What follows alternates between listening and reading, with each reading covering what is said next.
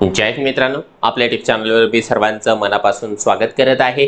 आजच्या या व्हिडिओच्या माध्यमातून आपण महा टीईटी 2024 चा जो निकाल लागलेला आहे त्या निकालाच्या नंतर जे प्रमाणपत्र मिळणार आहे ते कधी मिळणार, कोणत्या ठिकाणी मिळणार, कशा प्रकारे मिळणार, म्हणजे प्रमाणपत्र आपल्याला जे आहे मिळवण्याकरिता कोणकोणते डॉक्युमेंट्स आपल्याला लागणार आहेत त्याची ऑथेंटिक माहिती आपण या व्हिडिओच्या माध्यमातून जाणून घेणार आहोत। परंतु तत्पूर्वी आपण जर चॅनलवर नवीन असाल तर आमचे चॅनल सबस्क्राइब करा, साइडचे जे बेल आयकॉन आहे त्याला देखील प्रेस करा, जेणेकरून शिक्षक भरतीच्या संदर्भामधल्या कोणत्याही माहितीची अपडेट आपल्याकडून मिस होणार नाही। चला तर मित्रांनो, आपण या सेशनमध्ये पुढे जाण्याच्या पूर्वी एक अत्यंत जास्त महत्त्वाची असलेली जी माहिती म्हणजे आपण जर येत्या अभियोग्यता आणि बुद्धिमत्ता चाचणी 2025 ची तयारी करत असाल तर तुमच्याकरिता उपलब्ध आहे मिशन टेट बॅच 3.0 जी बॅच आपण जी आहे नुकतीच सुरू केलेली आहे।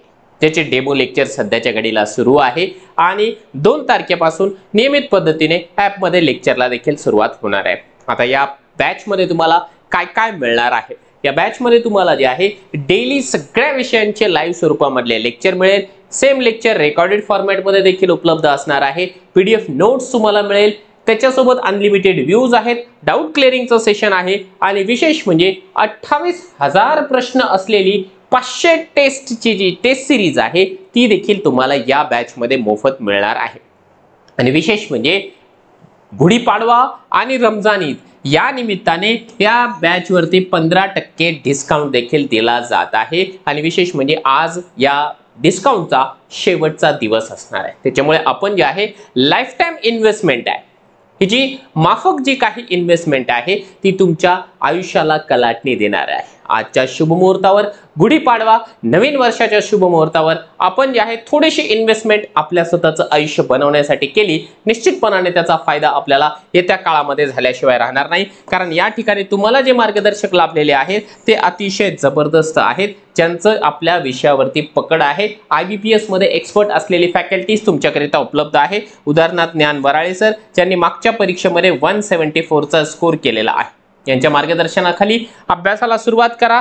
तुम्हाला तुमच्या हक्काचं ड्रीम जॉब मिळाल्याशिवाय राहणार नाही। याच्यासोबतच जर का तुम्हाला फक्त टेस्ट सिरीज हवी असेल तर त्यामध्ये देखील आम्ही तुम्हाला उपलब्ध करून देतो आहोत 500 टेस्ट असलेली ही टेस्ट सिरीज। यामध्ये जवळपास 28,000 प्रश्न आहेत, ज्यामध्ये 100 फुल लेंथ टेस्ट आणि 400 टॉपिक वाईज टेस्ट देखील उपलब्ध आहे। या सगळ्या गोष्टी तुम्हाला कुठे मिळणार तर प्ले स्टोअरला गेल्यानंतर तुम्हाला मास्टर टीचर नावाचं जे ॲप आहे ते डाउनलोड करायचं आहे आणि मास्टर टीचर नावाच्या ॲप वरतून तुम्हाला सगळ्या गोष्टी सहजपणाने मिळणार आहे।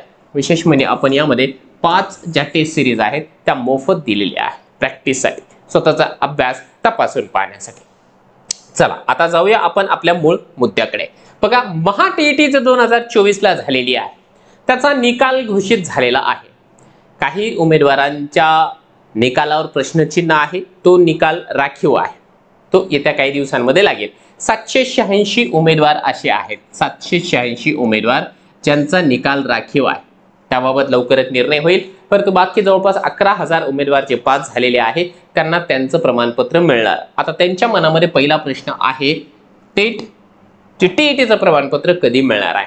बघा, आता आपण जेवढी माहिती घेतली तर हेच जे प्रमाणपत्र आहे महाराष्ट्र राज्य परीक्षा परिषद पुणे यांच्या वतीने वितरित केलं जाणार आहे येत्या एप्रिल महिन्यामध्ये। त्यामुळे आपण आपल्या परीने या ठिकाणी रेडी राहायचं आहे। आता दुसरा महत्त्वाचा प्रश्न येतो आहे टीईटी प्रमाणपत्र कुठे मिळणार आहे।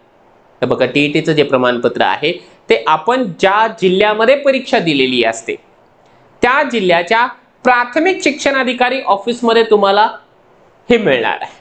ठीक आहे, ज्या जिल्ह्याच्या प्राथमिक शिक्षण ऑफिसला तुम्ही जाल ज्या जिल्ह्यामध्ये तुम्ही एक्झाम दिलेली असेल। उदाहरणार्थ समजा मी आता जर समजा दुसऱ्या जिल्ह्याचा आहे, माझं मूळ गाव दुसरं आहे, परंतु मी परीक्षा ज्या जिल्ह्यात दिली असेल त्याच जिल्ह्यामध्ये आपलं सर्टिफिकेट येतं। आता सर्टिफिकेट घेण्यासाठी नेमकं आपल्याला काय काय लागतं, असंच भेटत नाही, तिथे आपल्याला डॉक्युमेंट व्हेरिफिकेशन या ठिकाणी करून घ्यावं लागतं। आता बघा काय काय लागतं, सर्व शैक्षणिक कागदपत्रे आपल्याला लागतात। बघा, एक गोष्ट लक्षात घ्या, ज्यावेळेस आपण फॉर्म भरला होता टीईटीचा, त्या टीईटीच्या फॉर्म मध्ये जे काही क्वालिफिकेशन आपण मेन्शन केलं होतं त्या सगळ्या गोष्टी आपल्याला ओरिजिनल मध्ये लागेल। आता शैक्षणिक कागदपत्र म्हणजे कोणतं आहे, 10वीचं असेल, 12वीचं असेल, तुमचं जर ग्रॅज्युएशन झालेलं असेल तर ग्रॅज्युएशन, पोस्ट ग्रॅज्युएशन असेल तर पोस्ट ग्रॅज्युएशन, जे काही माहिती तुम्ही भरलेली असेल ती सगळी माहिती तुम्हाला या ठिकाणी भरावी लागणार। हे झालं शैक्षणिक मध्ये। आता यामध्ये 10वीचं रिझल्ट आणि सर्टिफिकेट, 12वीचं रिझल्ट सर्टिफिकेट, ग्रॅज्युएशनचे 3 वर्षाचे mark memo, convocation certificate, post ग्रॅज्युएशनचा रिझल्ट, कन्व्होकेशन सर्टिफिकेट हे तुम्हाला लागेल, हे कंपल्सरी। त्यानंतर आहे सर्व व्यावसायिक कागदपत्रे।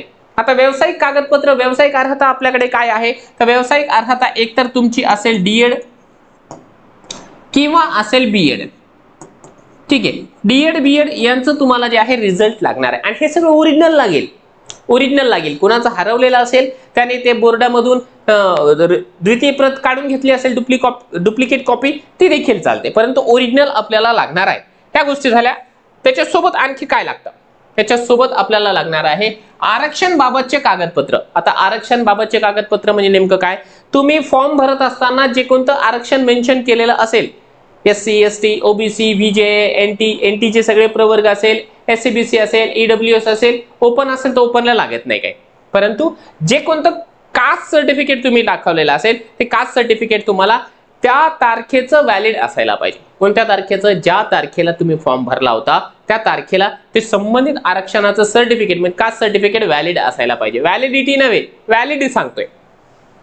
समांतर आरक्षणाचं कागदपत्र, आता यामध्ये जे आहे तुम्ही जर का एखाद्या समांतर आरक्षणामध्ये मोडत असाल, आता समांतर आरक्षण म्हणजे काय आहे, महिला, प्रकल्पग्रस्त, भूकंपग्रस्त, खेळाडू, अंशकालीन, माजी सैनिक, दिव्यांग प्रवर्ग, हा झाला हॉरिझॉन्टल कॅटेगरीचा प्रकार। त्यापैकी जर का तुम्ही फॉर्म मध्ये मेन्शन केलं असेल तर तुम्हाला त्याचं सर्टिफिकेट लागणार आहे, ठीक आहे। बाकी राहतो इथे प्रश्न राहतो की महिलांचं, जर महिला तुम्ही मेन्शन केलं असेल तर महिलांना महिला प्रमाणपत्र लागेल का, लागणार नाही। कोणत्याच कॅटेगरीच्या महिलांना महिला प्रमाणपत्र लागणार नाही जरी तुम्ही मेन्शन केलं असेल तरी, तसा शासन निर्णय आहे, रिलॅक्स राहा। परंतु बाकीचे जे समांतर आरक्षणाचे प्रमाणपत्र आहेत ते सगळे तुम्हाला ओरिजिनल लागेल। मग ते प्रकल्पग्रस्त असेल, भूकंपग्रस्त असेल, माजी सैनिक असेल, खेळाडू असेल, अंशकालीन असेल, अनाथ असेल, ते प्रमाणपत्र तुम्हाला या ठिकाणी लागणार आहे। तिसरी महत्त्वाची गोष्ट आहे तुम्हाला लागेल हॉल तिकीट, ठीक आहे। जे तुम्ही हॉल तिकीट घेऊन गेले होते त्याच्यावरती स्वाक्षरी केली होती त्या एक्झामिनरनं, ते हॉल तिकीट तुम्हाला या ठिकाणी लागणार आहे, ठीक आहे। हॉल तिकीट लागेल, त्याच्यासोबत टीईटीचा निकाल लागेल।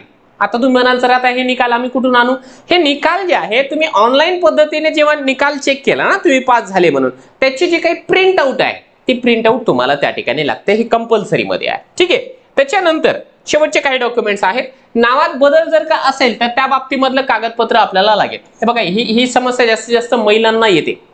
त्या महिलांचं वडिलांचं नाव अगोदर होतं, लग्नानंतर त्यांनी आपल्या पतीचं नाव लावलेलं आहे, त्या महिलांना 2 गोष्टी लागेल, एक तर त्यांना गॅझेट लागेल,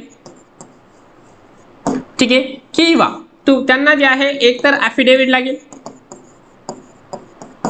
ॲफिडेव्हिट लागेल, किंवा जे आहे त्यांना एक गोष्ट मॅरेज सर्टिफिकेट लागेल, ठीक आहे, मॅरेज सर्टिफिकेट। या तिन्हीपैकी कोणताही एक लावा, चालून जातं, ठीक आहे। ज्यांच्या नावात बदल आहे ते, आता जर का चूक झालेली आहे, काही नावात बदल म्हणजे काय, एक तर लग्नानंतरही होऊ शकतं किंवा काही असे पुरुष उमेदवार किंवा काही अशा महिला उमेदवार यांच्या नावात बदल नाहीये, स्पेलिंग मध्ये मिस्टेक आहे। मग स्पेलिंग मध्ये मिस्टेक असताना तुम्ही एक सोपं काम या ठिकाणी हे करायचं, ॲफिडेव्हिट काढून घ्यायचं, हे सोपं पडतं आपल्याला। त्यानंतर ओळखीचा पुरावा, फॉर्म भरत असताना आपण ड्रायव्हिंग लायसन्स, आधार कार्ड, इलेक्शन कार्ड, पासपोर्ट वगैरे जे काही सिलेक्ट केलं असेल ते आपल्याला ओरिजिनल या ठिकाणी लागेल। त्यानंतर आदिवास प्रमाणपत्र, तुम्ही म्हणाल हे काय आहे, आदिवास म्हणजे डोमसाईल, ठीक आहे, डोमसाईल